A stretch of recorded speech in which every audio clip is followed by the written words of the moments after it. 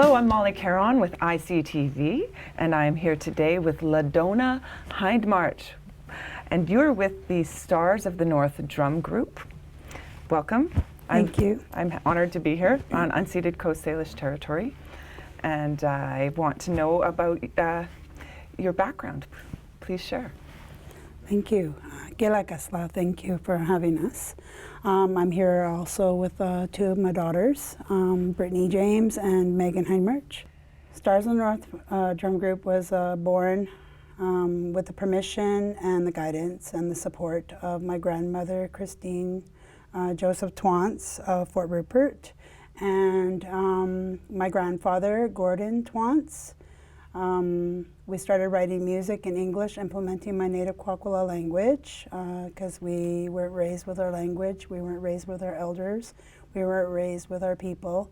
So we were on a learning journey, both my children and I, and we still are, learning of our people, learning of our elders' teachings and passing them down through music, learning our language through music, with the translation assistance from my grandmother, Christine. I am the firstborn daughter to Laura Joseph of Fort Rupert and firstborn granddaughter to Christine Joseph Twants of Fort Rupert. Thank you. And what nation is that? I'm from the Tawatsis Mumptagila Nation. Our roots are of Turner Island and of Alert Bay, Vancouver Island, and of course our families are all spread out up and down the island, and yeah, so I'm really honored to be here to be able to share my story. And you've brought some traditional regalia. Can you tell me about what is spread before us? Yes, so the button blankets represent who we are and where we're from. The buttons and the beads. The beads, back in the day when I was just first learning to make my blankets, I was shared a story. I went to a workshop and I was listening to the stories from the elders and how they used to collect their beads and off the and the abalone shells off the beach, and that's how they were able to make their regalia. And once I learned of, had some wisdom and knowledge shared to me about the regalia, I wanted to make a regalia for our drum group so that everybody would know who we are and where we're from. And it actually is quite powerful, because when we come in with our regalia, everybody is very excited and intrigued with our regalia, who we represent for our native people. I imagine Bay, and it's a visual that is very powerful. It looks like a tree. It is the tree of life. I've made a button blanket for each one of my children, saving mine for last. I was unsure of what I wanted to put on my blanket, as each one of my children have a crest, which I had made according to what I've learned of their characters and how they represent themselves and how they carry their spirits. So each one of my children have like a Thunderbird, Kulus, eagle, and a butterfly, and a killer whale.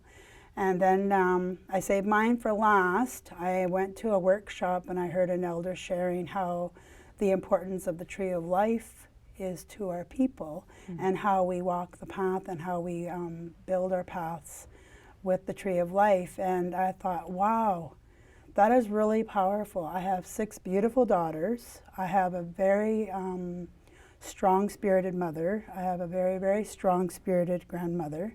And I thought, wow, I'm learning from my grandmother and I'm learning from my mother, and now I'm passing down what I've learned and what I've been taught and what's been passed down to me, I'm passing down to my children.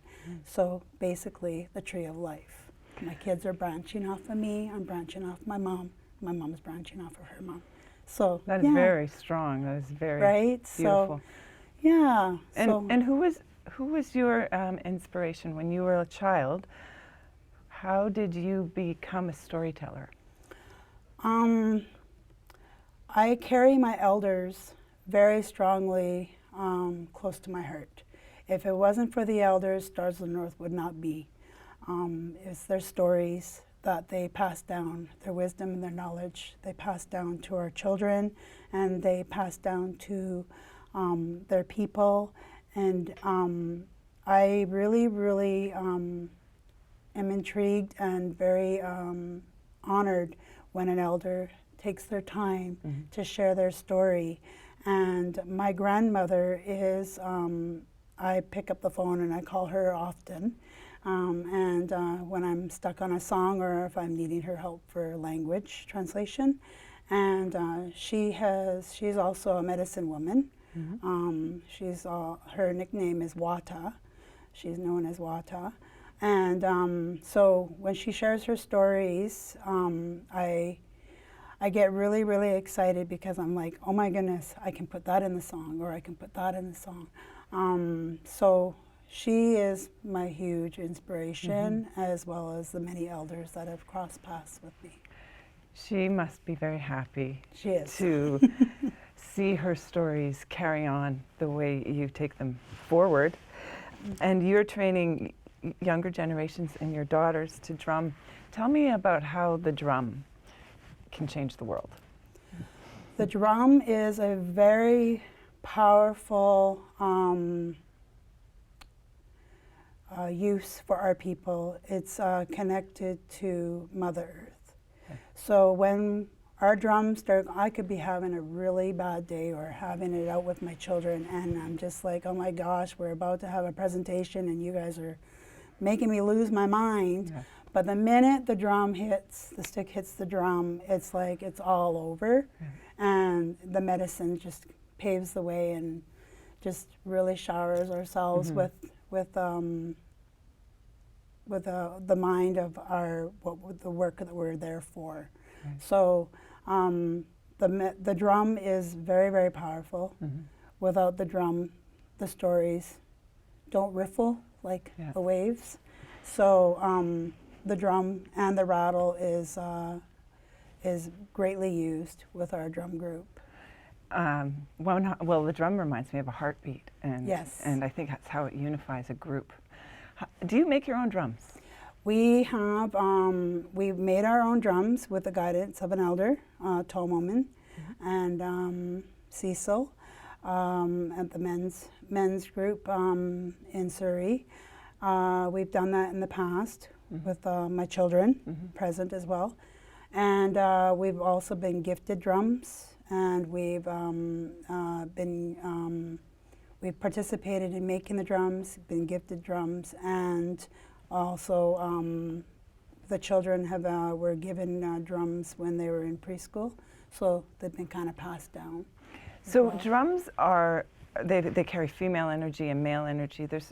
As a woman, as a drummer, does the intersection of dance and drumming always happen, or is there a role just to be a drum?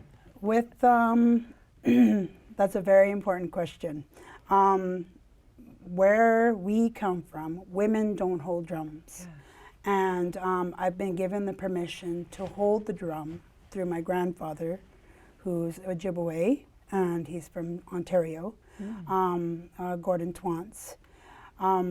So when we do our drumming, it's given permission. We have to be having permission. What is your intention when you begin the beat of a drum?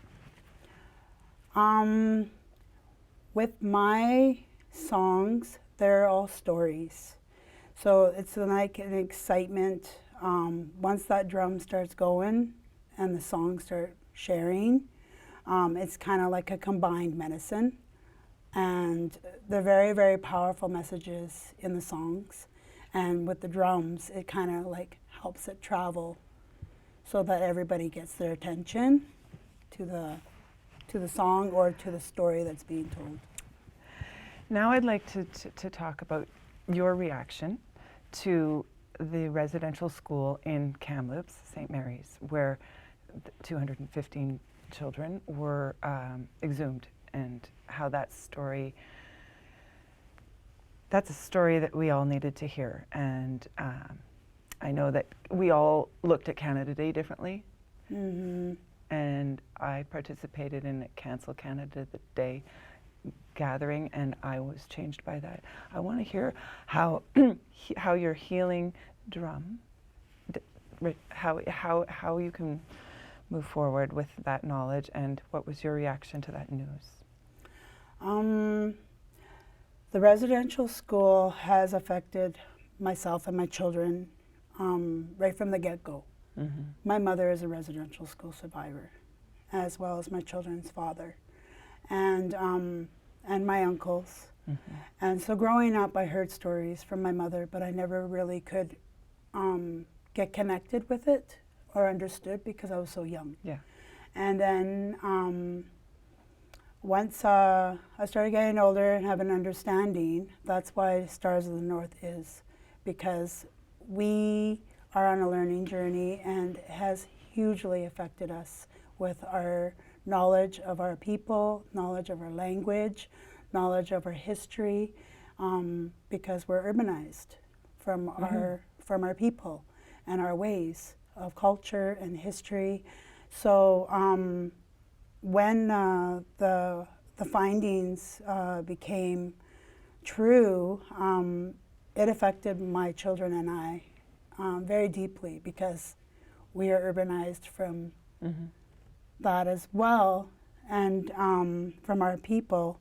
And so it kind of like, we wasted no time. We got in our vehicles and made our way out to Kamloops to make pay our respects, and shared our songs.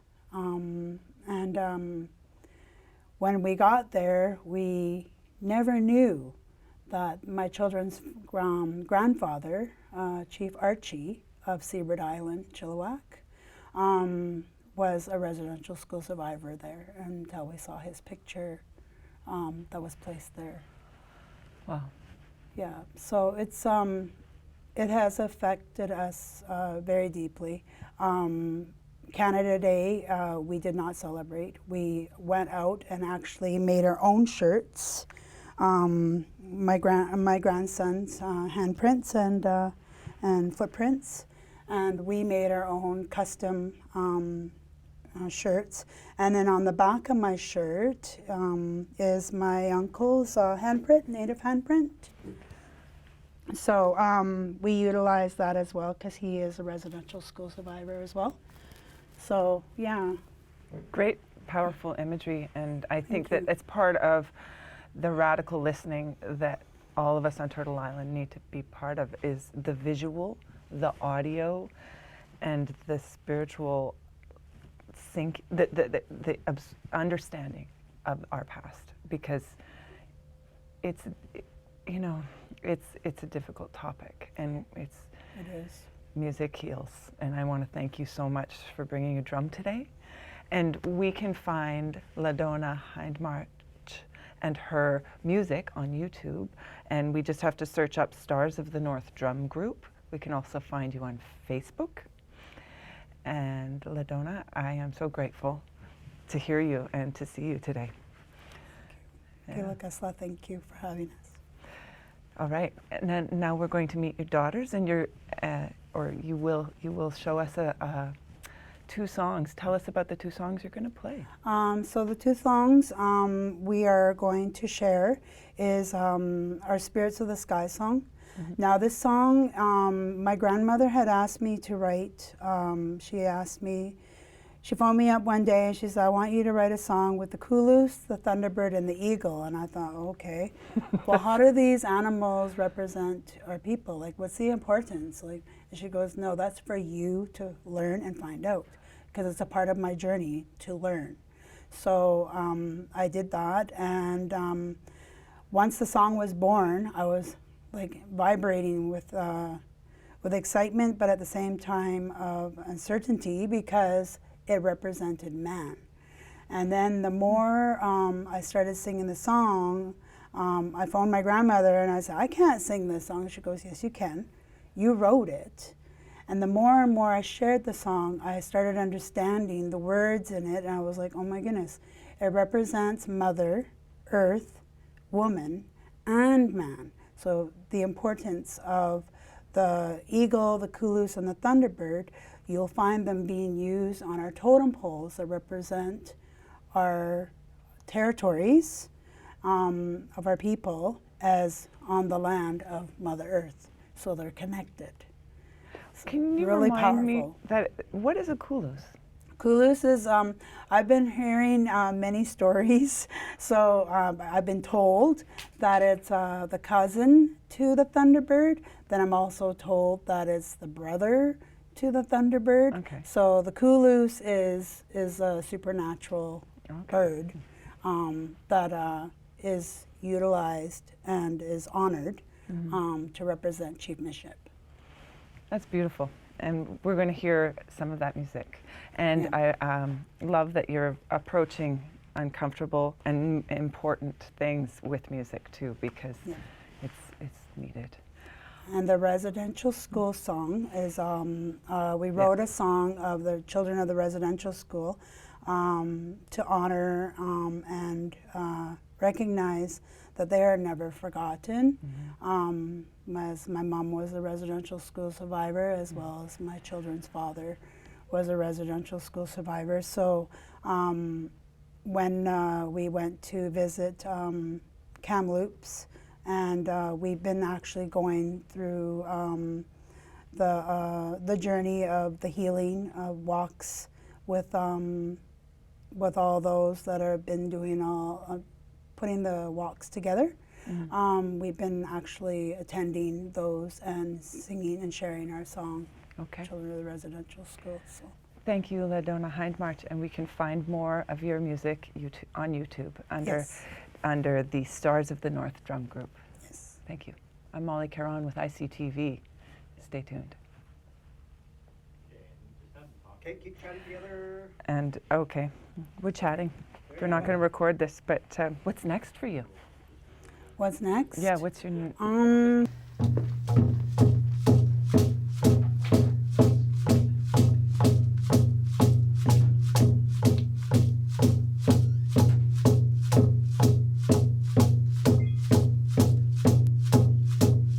Listen to the kinging autumns as they weep and pray. They are the voices, survivors of yesterday, reliving memories of a long time ago. Childhood innocence locked away, unsure of their fate, striving each new day, with heartbreaking memories, scars and unrepaired wounds, forcefully taken